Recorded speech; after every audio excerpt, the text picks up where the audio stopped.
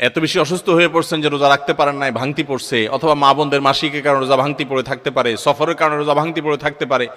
এই ভাঙতি রোজাগুলো এই বছরের রমজানের আগে আগে রেখে দিতে হবে। আম্মা জান আয়েশা রাদিয়াল্লাহু তাআলা আনহা তার ভাঙতি রোজাগুলো পরবর্তী রমজানের আগে আগে রেখে ফেলতেন।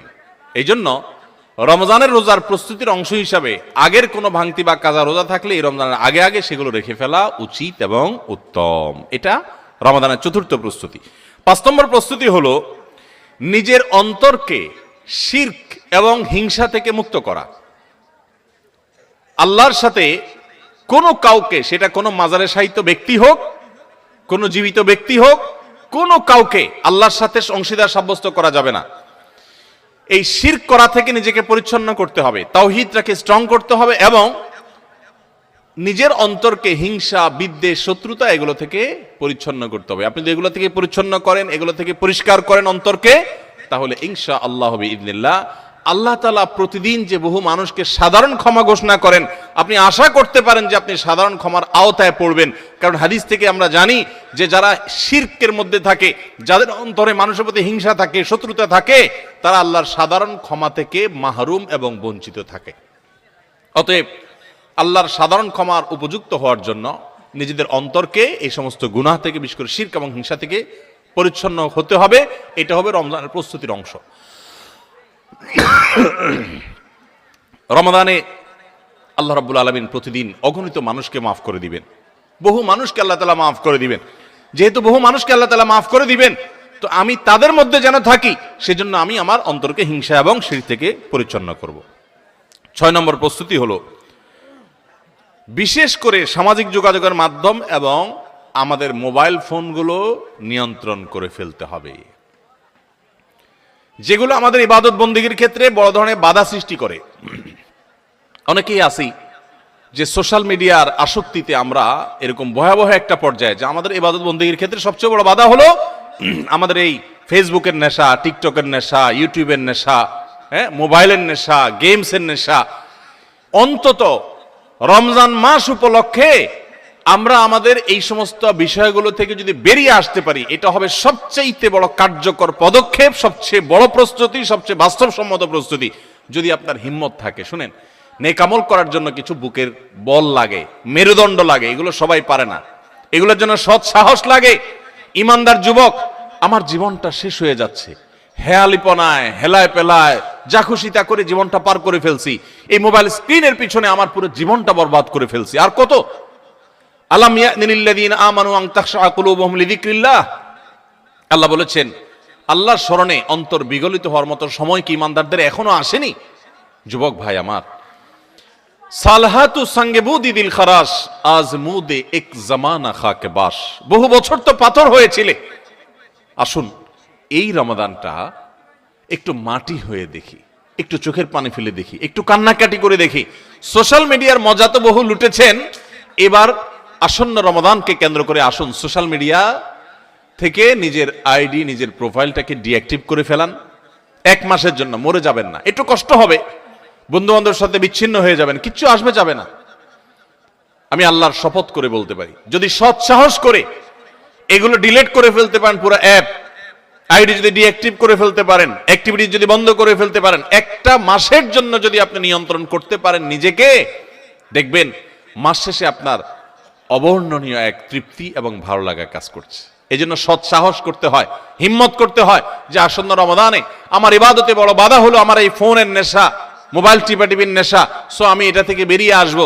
আমরা যদি সৎ সাহস করি, হিম্মত করি, নিয়ত করি যে আমি এই রমাদানটাকে ইবাদতে কাটাবার প্রয়োজনে আমি কোরআন তেলাওয়াত করব, আমি বই পুস্তক পড়বো, আমি সুন্দর করে নামাজটা পড়বো, আমি আমার অন্যান্য কাজকাম করব, স্টুডেন্ট হলে পড়ালেখা করব, অন্যান্য কাজকাম করব, এর বাইরে আমি আমার সময়ের অপচয় থেকে বাঁচার জন্য আমি এই অপারেশন করব, নিজের প্রতি নিজে এই শক্ত এবং কঠিন অভিযান পরিচালনা করব। যদি আমরা নিয়ত করি, আল্লাহ তাআলা আমাদেরকে সাহায্য করবে। নিয়ত করা যাবে না ইনশাআল্লাহ? আল্লাহ আমাদের সবাইকে এই নিয়ত করার মতো সৎ সাহস দান করুন। আমি সেই যুবক দেখার সৌভাগ্য অর্জন করেছি, যেই যুবক রমাদানের শুরুতেই মোবাইল থেকে এরকম অ্যাপ ডিলিট করে ফেলে দেয়, ইবাদতের জন্য নিজেকে প্রস্তুত করে।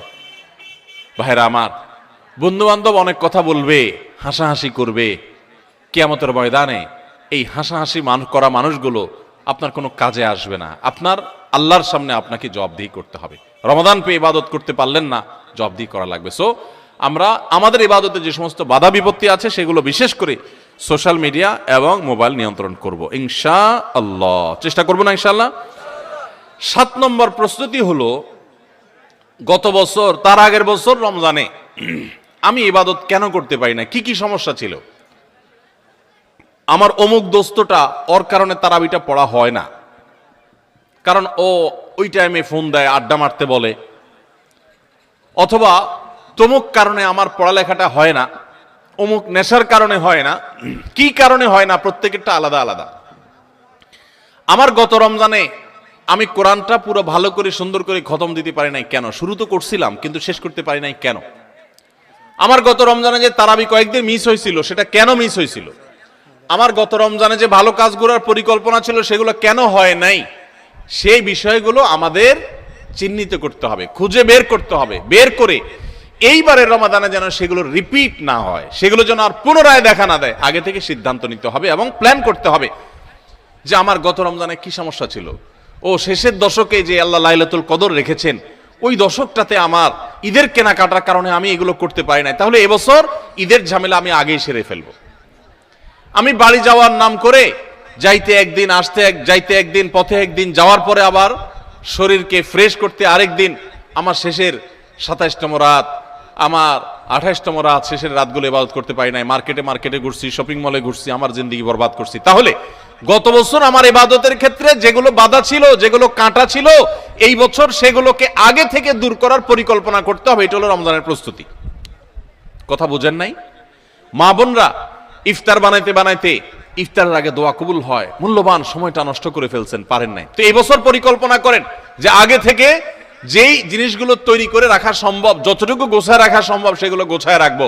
আর পরিবারের সদস্যদেরকে নিয়ে বসেন, এবার আমরা সবাই একটু ভালো করে ইবাদত করতে চাই, হেয়ালিপনা করতে চাই না। আমরা রমাদান খেয়ে পরে কাটানোর জন্য আল্লাহ দেন না, ইবাদতের জন্য দিয়েছেন। এই রমাদানের মূল্য এত বেশি যে এই রমাদান চলে যাচ্ছে, আমরা বেশিরভাগ মানুষ উপলব্ধিও করতে পারছি না, অথচ এই একটা রমাদান আমার গোটা জীবনকে পরিবর্তন করার জন্য যথেষ্ট। আপনারা জানেন জান্নাতের একটা স্পেশাল গেট আছে, নাম হলো রাইয়ান।